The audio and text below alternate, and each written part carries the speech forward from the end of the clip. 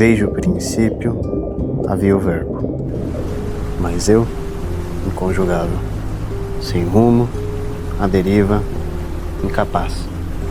Por isso o resgate foi surpreendente. A mudança, por outro lado, foi inevitável. Ainda à deriva, mas sua luz me guia. Ainda incapaz, mas sua mão me sustenta. A jornada culmina a luz, mas a luz não é o destino, é o ponto de partida. Graça para o caminho, uma minissérie de mensagens da Calvary. Que a graça e a paz esteja com vocês, com os seus. Muito bom estar aqui com vocês no primeiro culto do ano e hoje nós iniciamos uma nova série que vai nos acompanhar nesse mês de janeiro. Na verdade, uma minissérie durante esse mês de janeiro, intervalando a série Clareza no Caos. Então, nesses 4 domingos de janeiro, nós teremos a série Graça para o Caminho, e hoje nós vamos falar um pouquinho sobre a graça que nos encontra. Eu quero convidar você a abrir a sua Bíblia em Efésios, na carta de Paulo aos Efésios, capítulo 2. Nós vamos ler 2 versículos, mas mantenha a sua Bíblia aberta ou seu aplicativo aberto para que a gente possa continuar lendo mais desse capítulo. Então, carta de Paulo aos Efésios, capítulo 2, nós vamos ler agora os versículos 8 e 9.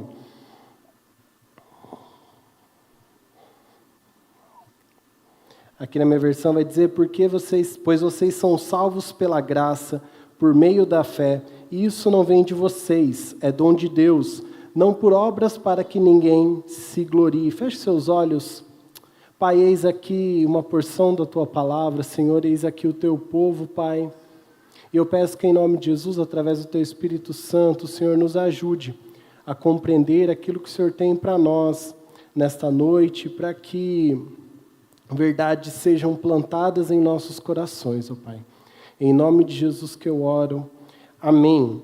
Eu não sei se vocês já ouviram falar, mas no centro-norte da Grécia existe uma região chamada Tessália. E dentro dessa região, nessa região existe uma cidade chamada Kalabaka. E ela é uma cidade muito famosa, assim, é um destino turístico muito procurado, porque nela existe uma concentração, uma cadeia de mosteiros que ficam em cima de montanhas, os menores a mais ou menos 350 metros de altura, os maiores podendo passar de 500 metros de altura. E esses mosteiros eles foram construídos por monges cristãos e a partir do século IX até o século XI, mais ou menos, esses monges eles subiam esses paredões de pedra, eles subiam montanhas assim atrás de cavernas, a quais eles pudessem entrar, e ali eles viviam, ali eles buscavam a Deus ali naqueles lugares, de forma com que eles ficassem longe de qualquer distração. E aí lá por volta do século XIX, o Império Otomano começou a tomar toda aquela região, e eles começaram, os monges, a subir cada vez mais, procurando não só estar longe das distrações, mas também longe dos ataques dos otomanos, até que eles chegaram ao topo dessa cadeia de montanhas, desses montes. Então ali eles construíram aproximadamente 26 monastérios, mais ou menos. Hoje ainda existem 6 ativos, a qual você pode ir lá e visitar. Mas o que mais impressiona nessa história é que tudo isso foi construído através da mão humana, de esforço humano. A tecnologia mais sofisticada que chegou até eles, nessas construções, foram um sistema de roldanas e cordas às quais eles podiam içar materiais, e as construções são de concreto, são de pedra, são de tijolos. Então imagina eles subindo, então por essas cordas eles subiam todo esse material, eles içavam pessoas também, né? Mas boa parte do material para essas construções foram subidos pelos monges, escalando essa montanha em degraus que eles construíram, cavando essa rocha. É assustador ver as pessoas subindo aquilo, mas tudo isso eles fizeram acreditando que quanto mais alto, quanto mais distante, eles podiam se aproximar mais de Deus. Quanto mais eles subiam, mais eles podiam alcançar uma vida, espiritualmente falando, elevada, num nível elevado. E talvez o que mais impressiona a gente hoje não é olhar para isso, não é saber uma história assim, mas é ainda pensar que tem gente que vive e pensa dessa maneira, achando que para alcançar a salvação ou para alcançar um favor divino, a gente precisa de um esforço, a gente precisa pôr a mão, a gente precisa fazer algo. Isso se dá porque nós não entendemos o que realmente é a graça, ou por não entender que o Evangelho é sobre um Deus que desce. E o apóstolo Paulo, nessa carta aos Efésios, ele vai ajudar a entender um pouquinho mais sobre essa graça que nos alcança. Diferente de outras cartas, quando Paulo escreve aos Efésios, ele não escreve para tratar um problema local. Então, não é uma carta direcionada a resolver uma situação que está acontecendo ali, mas uma carta aberta. E uma carta onde ele vai trabalhar de formas profundas, temas como fé e graça, e alguns até vão chamar a epístola aos Efésios, a carta aos Efésios, de a carta da graça. E aqui, Paulo, ele, como sempre, ele consegue unir a doutrina e a vida, a teologia e a ética de uma forma muito equilibrada. E o fato dessa carta ser aberta, não ser direcionada, ser circular, nos leva a entender que ela foi escrita para todos, inclusive para nós. Então, para a gente entender o melhor o que ele diz sobre a graça, eu te convido a ler a partir do versículo 1. Agora nós vamos ler ali até o versículo 3. Aqui na minha versão, se você quiser só ouvir, pode ficar tranquilo, vai dizer assim: vocês estavam mortos nas suas transgressões e nos seus pecados, nos quais costumavam viver, quando seguiam os padrões deste mundo e o príncipe do poder do ar, o espírito que agora atua nos filhos da desobediência. Antes, todos também vivíamos como eles, satisfazendo os desejos da nossa natureza pecaminosa, realizando as vontades e os pensamentos dela. Como os outros, éramos por natureza merecedores da ira. A gente precisa entender algumas coisas aqui. Primeiro, a gente precisa entender que nós estávamos mortos espiritualmente. Nós estávamos desligados de Deus, que é a fonte de vida. Nós vivíamos em um sistema de domínio, sendo escravos da carne e dos prazeres da carne. Então, logo, tudo aquilo que a gente fazia, todas as nossas ações, por melhor, por mais bonito, por mais bom que pudesse parecer, elas eram ações que visavam o nosso próprio benefício, ou a nossa própria promoção, a nossa própria glória. E o fim de tudo isso é a condenação, é uma sentença de juízo eterno. Romanos 3:23 vai dizer, porque o salário do pecado é a morte.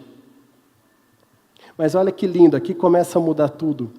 Deus, ele sabendo da nossa incapacidade de mudar, ele sabendo que nós, morto não fala, morto não se mexe, morto não faz nada, ele executa então através de Cristo o seu plano perfeito. Olha o que vai dizer a partir do versículo 4.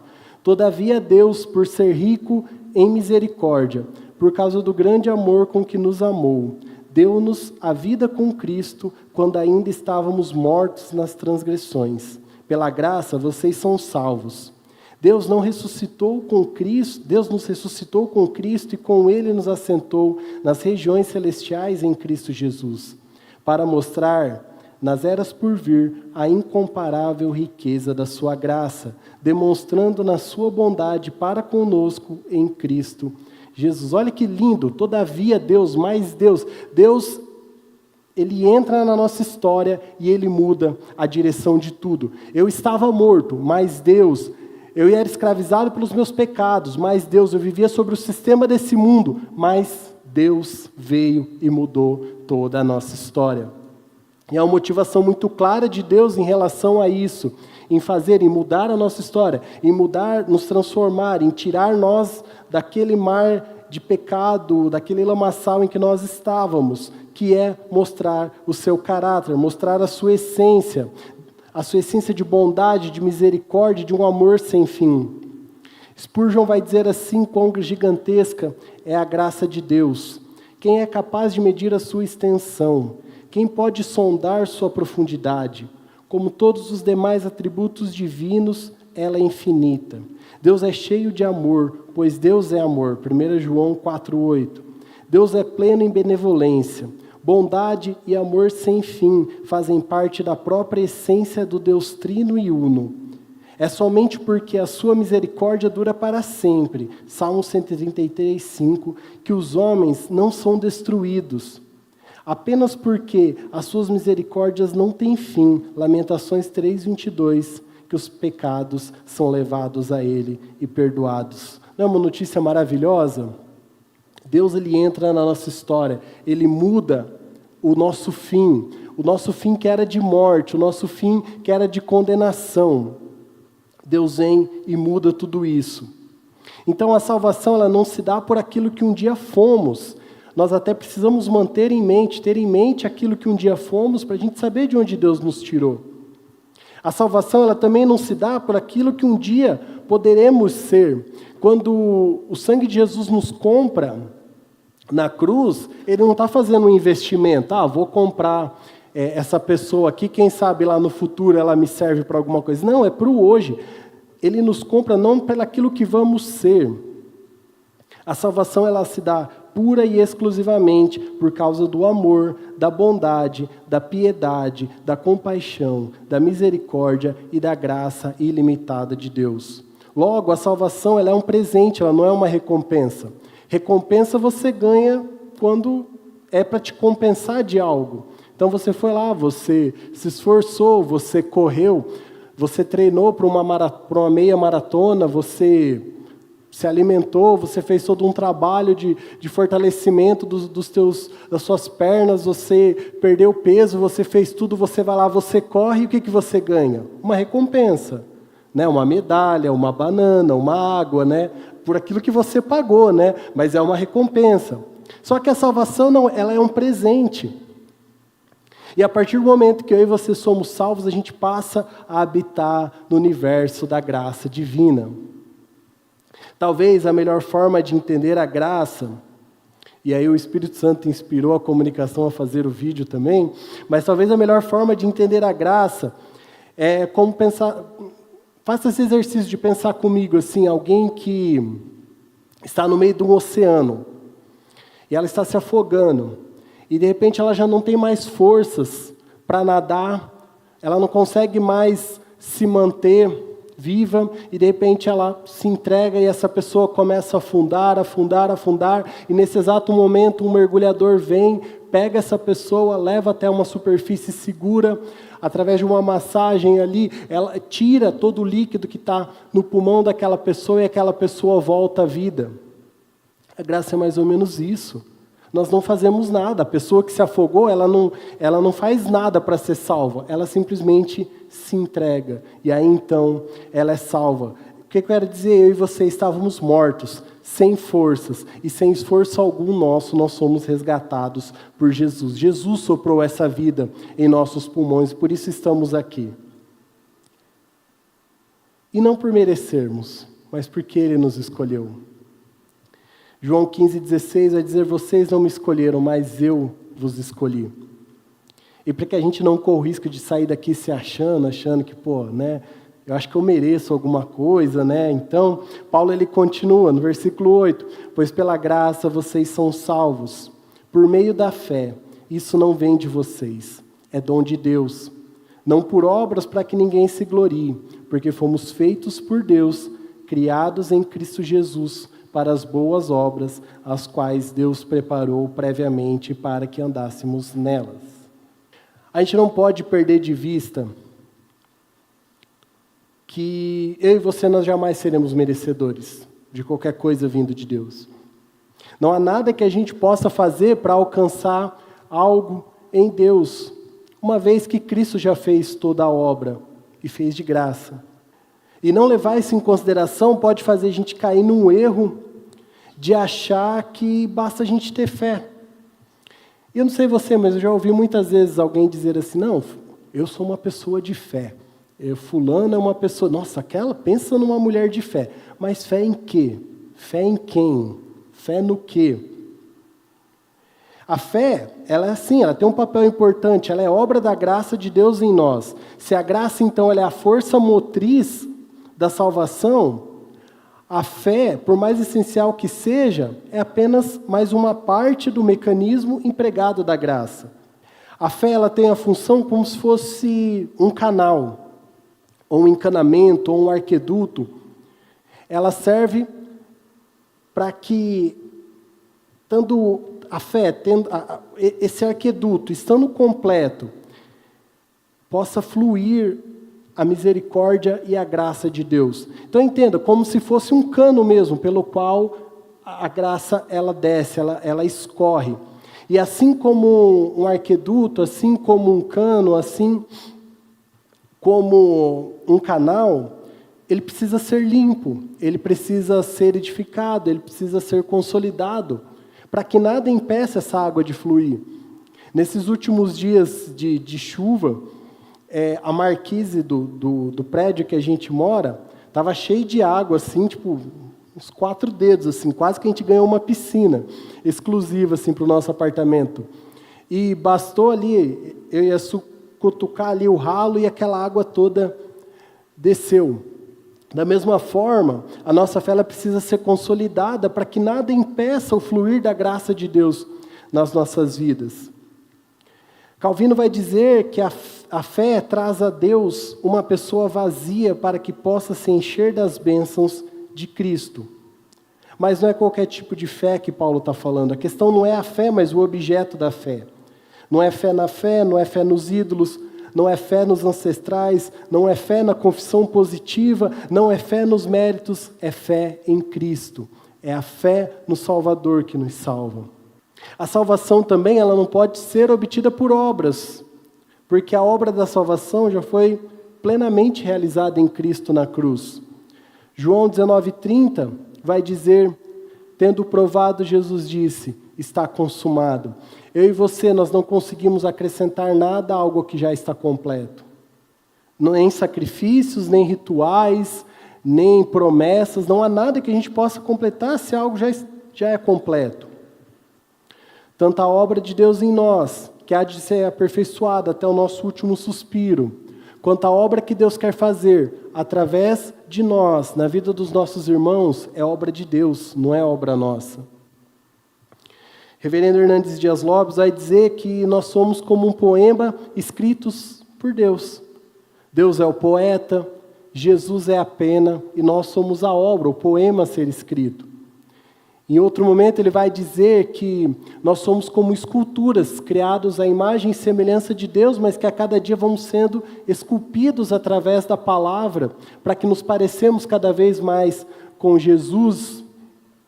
Para isso a gente precisa abrir a palavra, ler a palavra, meditar na palavra, deixar a palavra falar com a gente. Mas o fato é que a conversão ela não é o fim da obra, mas ela é o início.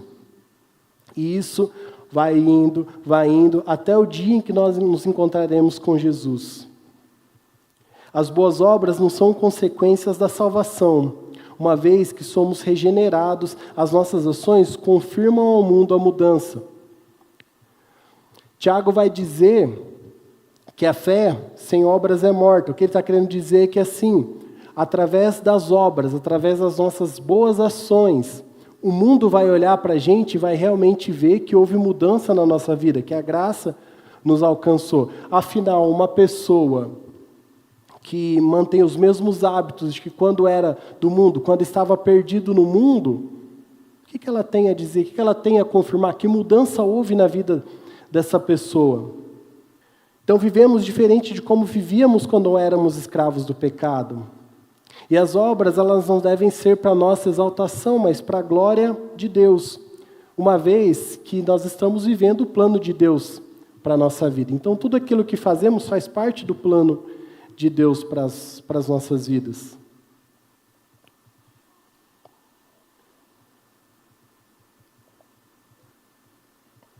E a Bíblia, então, nos dá um grande exemplo de um movimento feito por mãos de homens com o objetivo para engrandecer homens, e o resultado disso a gente conhece como a Torre de Babel. E Babel é exatamente isso, homens que se juntam na tentativa de construir algo que possam alcançar a Deus. Vamos construir uma torre que nos faça chegar até Deus. Seremos conhecidos no mundo todo, foi o que eles disseram. Se você está lendo a Bíblia desde o dia 1º de janeiro, provavelmente você passou ali por Gênesis 11 e leu essa história. Mas olha, o Pentecostes de Atos 2 é exatamente o oposto. Homens que se reúnem para orar, buscando a manifestação de Deus, buscando serem cheios do Espírito Santo. Então, sim, Babel, Deus derrama a confusão, Deus derrama vários idiomas e ali eles já não se entendem mais e são espalhados pela terra. Em Pentecostes, homens cheios do Espírito Santo começam a orar e pregar de forma com que os visitantes, os judeus do mundo todo que estavam em Jerusalém naquele dia, para celebrar a festa de Pentecostes, começam a ouvir as pessoas orando e as pessoas pregando na sua língua materna. Sim, Babel é um povo que não se entende. Em Jerusalém, vários povos são unificados pelo Espírito Santo para que haja clareza entre eles. Dito isso, já partindo para uma conclusão, os monges de Meteora, eles escalavam rochas, acreditando que quanto mais alto eles subissem, mais próximos de Deus eles estariam, melhor espiritualmente eles seriam. Mas o Evangelho não é a história de homens que sobem, sim a história de um Deus que desce. É um Deus que desceu quando nós estávamos mortos. É um Deus que desceu na nossa miséria, na nossa incapacidade de mudar. É um Deus que desceu numa cruz para nos salvar. A graça, ela não nos encontra no topo do nosso esforço, mas no mais profundo da nossa morte, no nosso momento de maior profundidade. Nós não somos salvos porque a gente alcançou algo. Nós somos salvos porque nós somos alcançados. Cristo desceu até nós. E quando a graça nos encontra, isso muda tudo na nossa vida.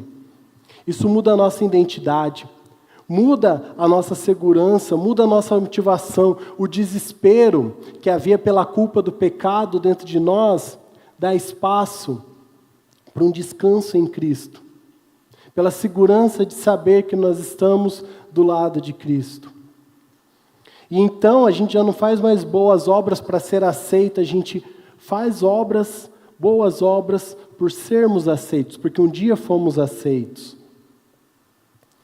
E hoje a pergunta não é o que eu preciso fazer para que Deus me ame mais, mas sim, será que realmente eu creio que sou amado por Deus? Nós estamos no 4º dia de um novo ano.